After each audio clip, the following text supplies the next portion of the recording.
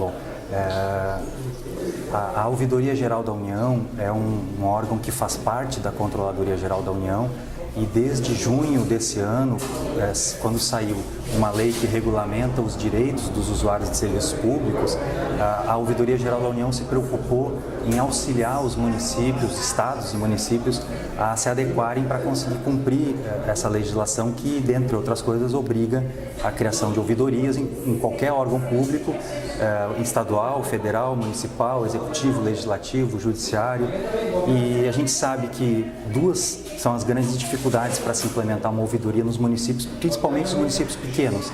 É a mão de obra qualificada, é ter alguém que entenda do assunto ou que se possa se qualificar nisso, e a questão de software, o instrumento para administrar essas demandas da sociedade que vão aparecer no momento em que você abre uma ouvidoria e divulga que existe o canal de ouvidoria.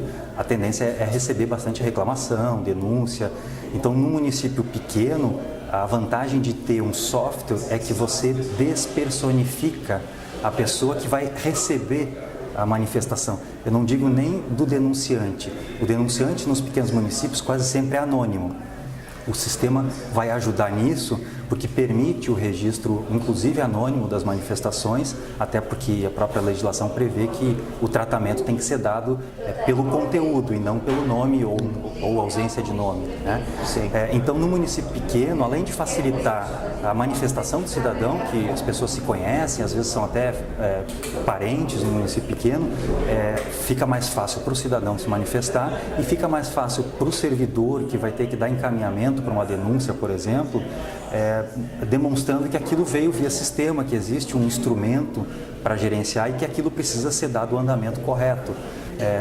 Com a utilização de um software, principalmente para os pequenos municípios, a gente tende a ter uma melhoria na qualidade dos serviços públicos, porque as pessoas vão reclamar mais, a ouvidoria vai poder administrar isso, encaminhar para as respectivas áreas essas reclamações para que a gente possa trabalhar na qualidade do serviço.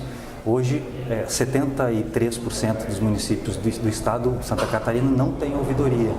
E muitos desses municípios, muitos deles, a gente chega a ter 200 procedimentos abertos no Ministério Público, processos, denúncias, reclamações, e nenhum procedimento aberto internamente na ouvidoria ou na auditoria interna de apuração.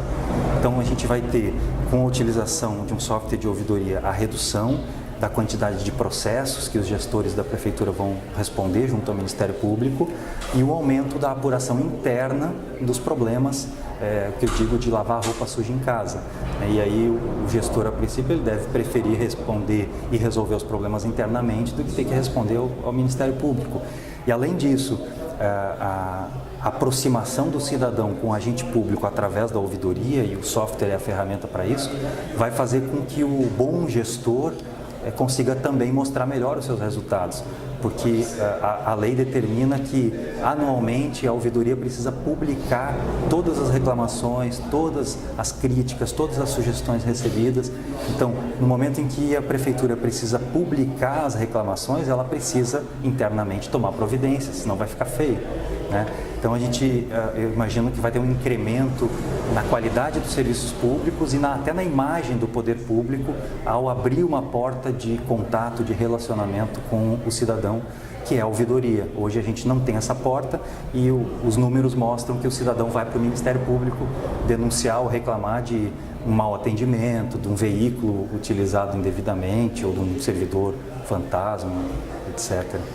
A gente até imagina alguns dos motivos pelos quais a grande maioria dos prefeitos não implanta a ouvidoria na prefeitura ou a Câmara, enfim, órgão público. Mas nós não sabemos efetivamente, a sociedade não sabe. Vocês, com a sua equipe, sabem efetivamente quais as principais razões pelas quais os prefeitos fogem da ouvidoria? Muito boa essa pergunta. Eu preciso voltar um pouquinho, abrir o guarda-chuva um pouquinho para falar da controladoria, do controle interno como um todo, que inclui a ouvidoria, mas inclui também a auditoria interna. E aí a pergunta se estenderia a por que também não temos auditoria interna funcionando, por que não temos corregedoria, correição funcionando nos municípios. Eu diria que no primeiro momento é falta de conhecimento mesmo do gestor, é falta de compreensão de que o controle interno é para a sua segurança, de que o controle interno não está ali para fiscalizar o gestor, ele está ali para fiscalizar para o gestor. Então a ouvidoria ela não está ali para receber denúncia contra o gestor, ela está ali para receber denúncias e apurar questões na prefeitura, não é contra ou a favor de um gestor, e sim do órgão, da prefeitura.